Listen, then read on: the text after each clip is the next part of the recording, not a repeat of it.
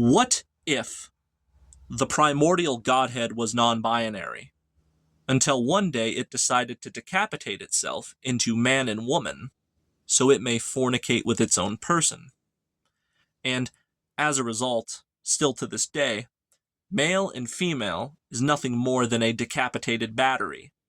And perhaps this is a cosmic cruelty unparalleled to anything else, because it has an inborn sickness within the polarity that is missing one half of its electricity, which creates a sort of metaphysical cat's head cut open, if you will, where the yang and the yin are afraid and estranged from one another. And this arises emotions such as love and lust brought about by the loneliness because of it. And the only time we're ever a complete battery is when we are engaging in the sex act. And they manipulated us to only experience the primordial godhead through the sex act so we can equate having sex with feelings of divinity. So in theory, the innermost essence that belonged to the Supreme Personality of Godhead was non-binary. It was a merger of divine masculine and divine feminine. However, one half of it got tied and drugged by its hind legs on horseback, and so too did the other, for them to be born due to the existence of the human body being polarized in the form of one gender exclusively, so that it can always have that longing to return to the godhead that it once was. But they say in order for you to do that, you have to merge genitalia. So now you bring more offspring into the world to keep the system running. Now, this is just my theory, but I have reason to believe that being born a man and a woman, or essentially a decapitated battery, is designed to manipulate us into equating the rapport of a sexual, romantic nature with the opposite gender as being manipulated into equating it with Godhead, just so we can fucking make babies. And it's all brought about because the demiurge wants us to make genetic copies of itself by equating procreation with Godhead. This crime cannot go unpunished because one half of our consciousness essentially got kidnapped from the other half of our consciousness. And now we're nothing more than decapitated batteries who equate bodily attraction with divinity so we can be manipulated into fucking to temporarily become complete to make progeny. If my theory is correct, then this whole experience is just one sick joke. The bedlam of the bedroom brings about the carnage of the carnival. Why is that? Because had no dick penetrated a pussy, the world never would have came about, because there would have been no fetus to develop in a stomach to then be born. All individuals are depersonalized by nature, for she is indifferent. So, your gratitudes towards the raptures of biology, you know where it goes? The same place all prayers to the demiurge go. Into the oblivion that leads to the downward darkness of the most subterranean and abysmal fuck you, God is death. This is because nature is a non-subject, and therefore beyond reproach. To her, all things are permissible. So, whoop-de-fucking-do, pleasure or pain, praise or blame. To her, it's a hearty har-har either fucking way. And although her world is colorful, she herself is emotionless. Elitism was invented by the human ego, but to nature, no lives matter, for you are all equally worthless, and that is her form of equality. If she can speak, she would say, all things are everything to me, yet all things are nothing to me. Now, to her, you serve the universal and not the particular. So in other words, you are a part of your race as a whole. And more so than that, your species as a whole. But as far as the fact that, well, I am a white male named Garrett, no, I don't care about the singular whiteness that belongs to your singular maleness or your singular Garrettness. I care about the race as a whole, and I care about the species as a whole. So, in other words, you are a functionality in her eyes. So what is this function that we as a functionality function as? Procreation, production, and consumption. That is it. So in other words, bust a nut so your child can grow up and bust his ass, and he can go buy some shit in his free time. The maintenance of the machinery is for the life continuum of the universal at the expense of the particular. So here's the quintessential crux. Nature is a nebulous mode of operation where the key word is necessity, which means that which is necessary. And to her, there is no partisan when it comes to pain being unnecessary or pleasure being unnecessary. To her, it's all an equality of necessity. It is no ill will. It is almost wrong to say nature is sadistic. She doesn't go out of her way to hurt you. She simply is, and it's just a natural byproduct that you will inevitably get hurt. You will inevitably experience happiness at some point. To her, because she is nebulous and impersonal, she is nonpartisan either way. It is all necessary. And her modus operandi falls in necessity exclusively. The pleasures that we find most plentiful do beautify our lives, though there are ulterior motives behind it. A kind of built-in self-sabotage, if you will.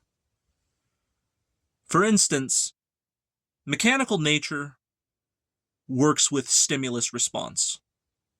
You see the woman, and you get the alien love bite, which is biochemical secretions, namely dopamine and oxytocin, not to mention the physical gratifications. Now, it would be foolish to say, well, my love for her is awesome, and it feels good when I fuck her, and that is also awesome. So therefore, because I can experience this awesomeness, nature's fucking awesome. Not necessarily. It's not pleasure for the sake of pleasure because she wants you to experience it. It's pleasure as a reward mechanism for you to serve the machinery that you are part and partial. So it's like, okay, good, you fall in love. First comes love, then comes marriage, then comes the baby and the baby carriage. It's all about the baby and the baby carriage. The machine has to make copies of itself. That's all it is. You say, but I love her. And it feels so good when I stick my dick inside her vagina. Yeah, no shit you love her. No shit it feels good when you have an ejaculation. You ever wonder why the ejaculation and falling in love are the most pleasurable things that this world has to offer? It's the fact that it's those two things that ensure the continuation of the mayhem. Bedlam in the bedroom brings about carnage in the carnival. There would be no carnage in this carnival if there was not bedlam in the bedroom. So I say the sensations of sensual externalization has nothing to do with your well-being or your lack of well-being. It's just a nebulous, impersonal automaticity to ensure the continuation and survival of the species.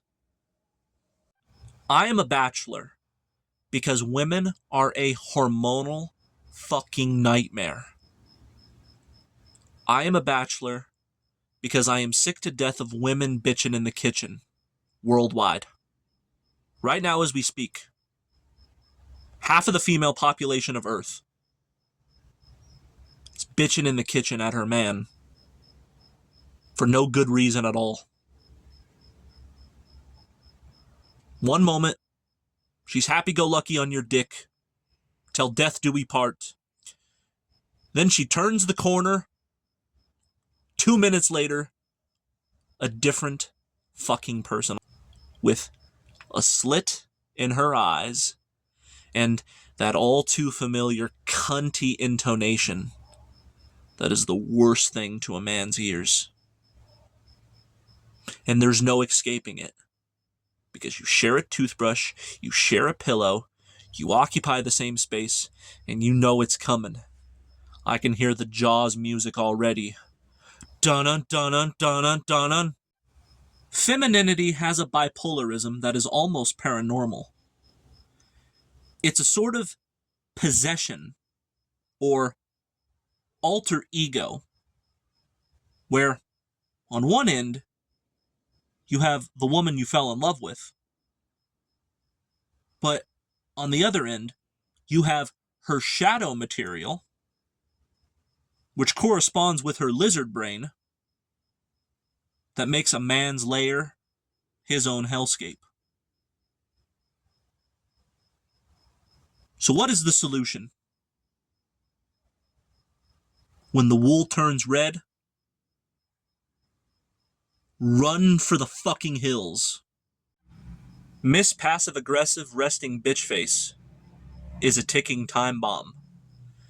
And it's nerve-wracking, that anticipation. You hope it doesn't come. Right now, it is a disease in remission. But just because she's asymptomatic doesn't mean she's not going to have a flare-up any fucking minute. And the terrifying thing about this phenomena that we might call the bipolarism of femininity is that not only does it take a minuscule fuck up on your part in order to arouse it, but on the contrary, you can be an absolute angel towards your spouse, girlfriend, etc. And even though that might bide you a little more time, doesn't matter how perfect you are.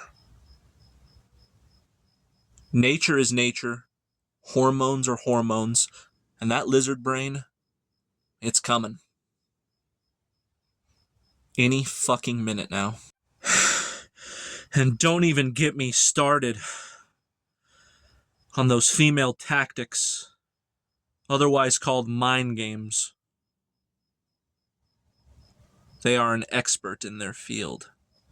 A vindictive, raging bitch will dishearten you, but never let her disarm you. Stand your ground, gentlemen, for you must beware that the card she is going to pull as the predator of our species is the double standard card. And remember that their form of predation is entirely the psychological impact she has on a man. With what's between her legs, her withholding it from you, or the fear of somebody else obtaining it. There's nothing else that will drive a man more insane. So if it is a true statement that every strong man has an even stronger woman behind him, it's equally as true that every man who loses his fucking mind and becomes deranged has a woman to blame. The double standard card is the ace up her sleeve. She plays dumb to play you for the fool, because she knows goddamn well that there is a big difference between a dude having a drink at the bar with some coworkers after work versus her putting on a cocktail dress and drinking a margarita at a bar with her girlfriends on a Saturday night. Big fucking difference. You know why? Because a dude sitting at a bar is a dude sitting at a bar. A woman sitting at a bar is a piece of raw meat thrown into the jungle. There's a lot of hungry animals that are looking for something to eat. The female body is one erogenous zone, from the forehead to the skin on the elbow to the fucking toenail. The male psychology views the woman as a sexual object. Period. So when she tries to pull that double standard shit, it is not a double standard. The male body doing something is a hell of a lot different than the female body doing something. Because the female body is the most sought after thing in this goddamn world. More so than money. The motivation to obtain money is for the female body. It's not power. It's not control. You want to have control and power so you can obtain the female body. Freud was right with his libido theory. Everything we do is motivated by sex. Or in other words, everything a man does is motivated by the female body. It's not the other way around. What sounds more correct? Everything a woman does is to obtain the male body, or everything a male does is to obtain the female body? See, the males have to work to obtain the female body, but women don't have to work to obtain the male body. For them, it's simply a snap judgment of either acceptance or rejection, and that's it. It's a whole different playing field. They have millions of options. Hypothetically, every swinging dick belongs to her without them even knowing each other's name. For the monogamy principle to have any seniority whatsoever, consensual prohibitions that are mutual must be established. And it's very simple. Her pussy can leave the house without you being a chaperone for only innocuous activities like grocery shopping and going to the fucking post office. However, if it is a recreational environment where alcohol is being served, for her to be present without you as her date is absolutely the most disrespectful thing that you can ever fathom. And rather than trying to tame that wild whore, what you need to do is kick her out the fucking door and find a real woman who embraces monogamy and embraces traditional values. Another article of toxicity I am exempt from as a bachelor is the beginning of the dating process where you and her are officially, quote, together, but she is still either tying up loose ends with her various exes, where you go search her contacts and it's every male name from A to Z by the dozens. And I'm tired of the, quote, we're just friends and all that fucking bullshit. The amount of mental anguish that my previous partners have put me through because of shit like this. In my reminiscence of those past events, I can tell you that I am so relieved to be single. Pop psychology is another underhanded manipulatoriness that is used at the male's expense. For instance, you are always a narc, and she has the video links to send you, and all the boxes are checked according to her. And if you try to give her relationship advice, you are gaslighting, etc. Can't tell you how common it is for men to be in a relationship, for the woman to accuse him of having narcissistic personality disorder and gaslighting. And these terms are so fucking overused. He's a narc. He's gaslighting me. This, that, and the other. Everybody's a narc to everybody. Everybody's gaslighting to everybody. These words are so overused that it's almost like calling a white person a racist in a political debate just because you don't agree with the person. Then the word racism sort of loses its fucking meaning because every white heterosexual male is a racist, especially if they are politically conservative. It's sort of the same undermining of serious terminology is going to the woman's overuse and misappropriation of narcissistic personality disorder and, quote, gaslighting. And they're gonna, or they'll say, oh my God, when you guys are having an argument, you're just projecting. You're just projecting. That's another one. These phrases are used as a sort of flashbang to disorientate you. Women with their pop psychology use these loaded terms as a defense mechanism. In the same way a skunk will spray swamp ass in your face, the bachelor has peace of mind and peace and quiet. For he realizes from experience that romantic sexual relationships have been nothing more than an energy vampire and a time vampire. So many of us have been cheated on. So many of us have gotten bitched up a storm every fucking day for no reason.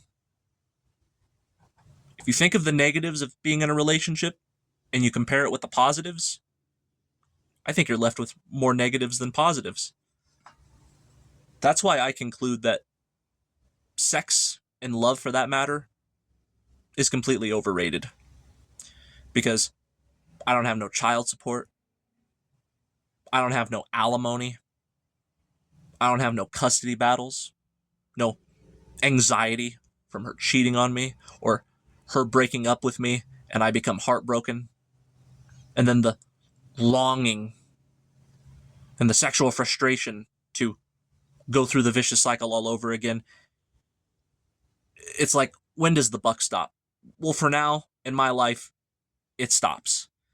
Because I have finally managed to have a state of mind where I feel complete by myself, with myself. And as of right now, I'm okay with that. Now, am I setting myself up for the failure of future relationships by anticipating that it's going to be a nightmarish hellscape? Well, not necessarily. I'm attracted to a certain psychological profile, and this psychological profile doesn't seem to exist. I am a sapiosexual. I am attracted to a woman's mind. I am attracted to intelligence more so than physical appearance.